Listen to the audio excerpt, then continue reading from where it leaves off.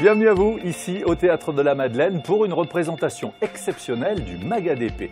Mutation, métamorphose, évolution structurelle, plus que jamais les organisations et leur environnement sont en mouvement. Et c'est la performance qui a le premier rôle. Pour parler avec nous de transformation, deux acteurs RH engagés et le regard décalé d'un comédien de légende. ADP frappe les trois coups du capital humain. Et pour mettre en scène la transformation d'un conglomérat d'entreprises en groupe mondial intégré, le retour d'expérience du directeur central des ressources humaines du groupe Safran, Jean-Luc Bérard, et le témoignage du président d'ADP France, Philippe Clerc. Et maintenant, tous en scène. Jean-Luc Bérard, comment est né le groupe Safran?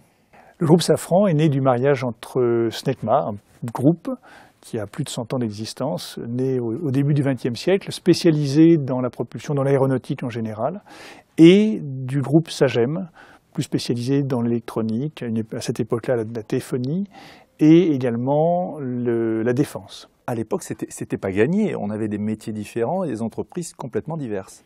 Alors des métiers différents, des histoires différentes, des entreprises organisées différemment, des métiers effectivement tout à fait distincts les uns des autres.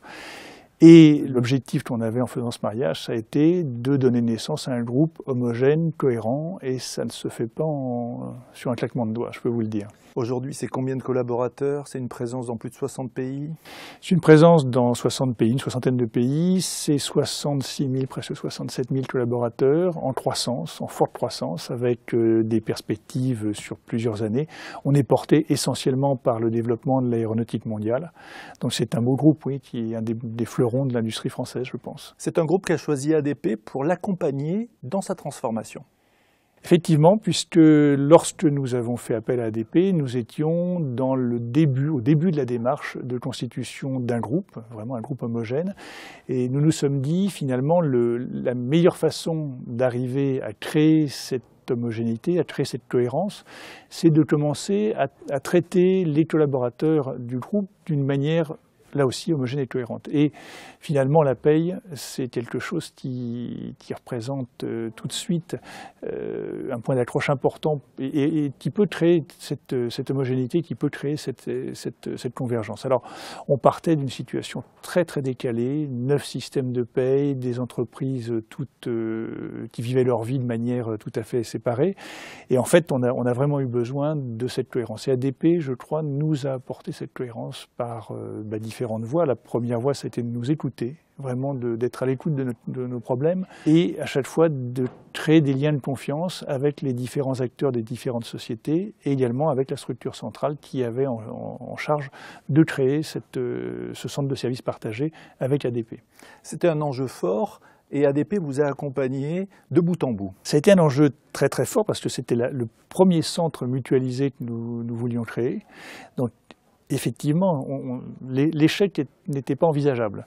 Et donc, il a fallu absolument que le partenaire ADP nous accompagne, nous fasse profiter aussi de son expérience, de sa compétence, de son expertise. Ils l'ont fait avec beaucoup de régularité, beaucoup de soutien. Et je crois vraiment, enfin, les deux mots qui me viennent à l'esprit pour parler de ce projet, c'est essentiellement l'écoute et la confiance. Et ça crée un phénomène de compréhension mutuelle.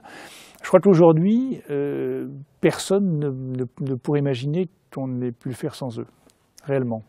Aujourd'hui, puisqu'on parle de performance, de transformation, le groupe est évidemment performant et vous, en tant que directeur des ressources humaines groupe, vous êtes sensible à la performance humaine et ADP, quelque part, a participé de cette performance humaine. Tout à fait. Le groupe Safran, c'est d'abord et avant tout un niveau technologique, un niveau de maturité, de savoir-faire dans les métiers qui est rarement égalé. Enfin, on a dans toutes nos spécialités des places de numéro 1 mondial qui, je crois, ne sont pas usurpées.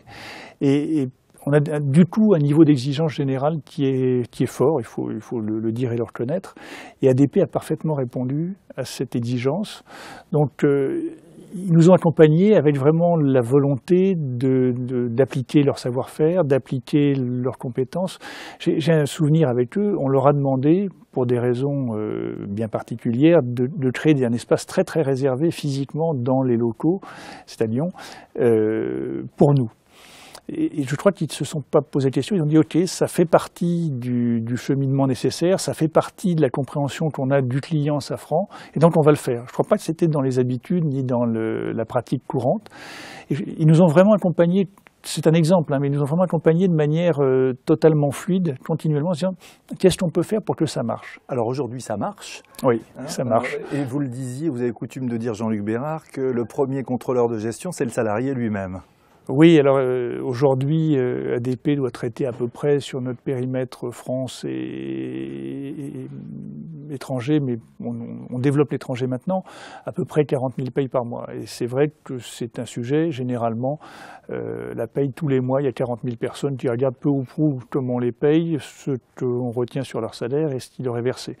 Donc c'est clair qu'on n'a pas beaucoup droit à l'erreur, mais il y a peu d'erreurs. En fait, elles ne viennent pas d'ailleurs du prestataire, elles viennent parfois de sujets exogènes, mais en tout cas, on a un vrai contrôle très fort de la qualité de service, et cette qualité, elle existe, oui, bien sûr. Et vous, en tant que DRH? Vous savez, j'ai coutume de dire, quand on n'entend pas parler de la paye, c'est que ça va bien. Et depuis, alors, soyons honnêtes, au début, il y a toujours eu ce qui accompagne les transformations, ce qui accompagne la conduite du changement, le fait qu'on change les habitudes, le fait qu'on change les partenaires, les interlocuteurs. Bon, il y a toujours un moment où ça frémit un peu. Ça n'a pas trop frémi parce que l'accompagnement était vraiment de qualité. Et aujourd'hui, la paye, ça tourne, c'est un non-sujet. J'en entends plus parler, c'est très bon signe. Merci Jean-Luc Bérard. Je vous en prie.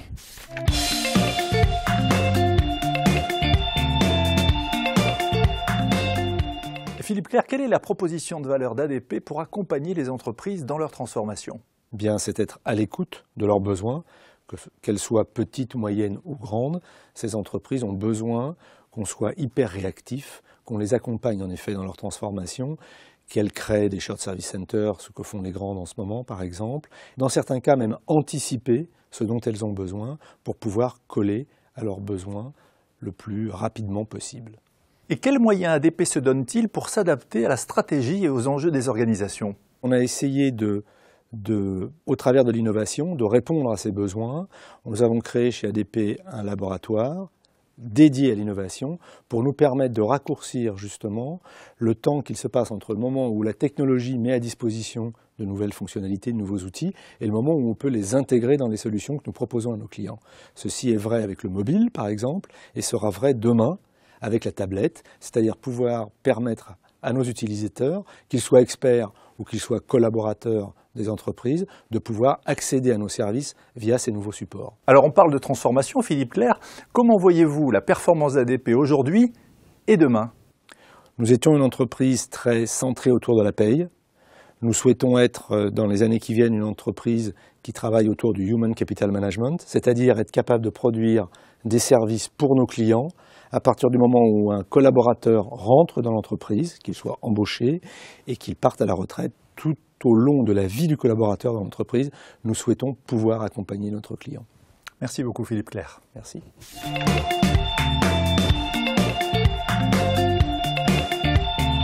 Jacques Weber, qu'est-ce qu'un comédien sinon un être en perpétuelle transformation? Il n'est que transformation, on ne lui demande que ça dans les répétitions, puisqu'il faut se méfier extraordinairement des idées qui se fixent trop vite, des idées préconçues, des idées généralistes. Donc si vous commencez à faire un travail quasiment archéologique sur le personnage, la pièce que vous avez interprétée, ben ça n'arrête pas. Vous savez que plus on fouille, plus on trouve, plus on cherche, etc. Et après, pendant les représentations, comme disait Louis Jouvet, au théâtre, on joue, au cinéma, on a joué. Donc le fait de jouer toujours au présent, c'est une chose qui est en permanence active et transformée. Ça n'arrête pas de se transformer à chaque fois que l'on interprète, quoi. Est-ce qu'on peut parler, Jacques Weber, de performance d'acteur? Non, enfin moi j'aime pas trop le terme, ça vient d'ailleurs c'est un anglicisme, un performance, mais moi j'aime pas trop. Il n'est pas question de compétition, il n'est pas question de compétitivité, pas question de faire le truc génial, je sais pas quoi. Non, tout ça m'intéresse pas beaucoup. Ce qui est certain, par contre, c'est qu'il faut mettre à disposition l'être entier. Et en ce sens, il faut aller au plus loin de soi-même et exiger de son corps, de son esprit, de son imaginaire, tout autant, c'est vrai, qu'un sportif de très haut niveau, par exemple, pour faire une comparaison hasardeuse. et dangereuse. Mais enfin, c'en est une quand même. Alors que ce soit en entreprise ou sur scène, si je vous suis bien, Jacques Weber, l'homme est au centre? C'est certain qu'une entreprise comme une société travaille sans cesse sur la représentation d'elle-même. Et comme tout individu, un être social, c'est aussi un être en représentation qui répond à des codes nécessaires pour que la vie entre soi puisse se faire et se formuler. Mais il n'en est pas moins vrai qu'il faut faire attention et que la meilleure façon, encore une fois, de communiquer, c'est d'être on ne peut plus et catégoriquement soi-même, ce qui est une position philosophique à adopter par rapport au monde et c'est pas si simple. C'est pour ça qu'un vieil acteur, on dit toujours que le vieil acteur joue les mains en bas et c'est ce qu'il n'y a rien de plus beau qu'un vieil acteur parce qu'il n'a plus rien à démontrer. Il n'a plus qu'à être lui, il ne peut qu'être lui-même et paradoxalement c'est magnifique parce que c'est assez facile de jouer quand on est vieux monsieur. Voilà. Ce qui n'est pas encore mon cas. Merci Jacques. Merci à toi. On le voit, la mise en scène de la performance requiert une agilité des hommes, des systèmes et de l'organisation. ADP vous propose d'écrire avec vous ce scénario de transformation en innovant sans cesse pour vous proposer des solutions adaptées à vos enjeux. Retrouvez-nous sur www.fr.adp.com et sur la grande scène de l'entreprise.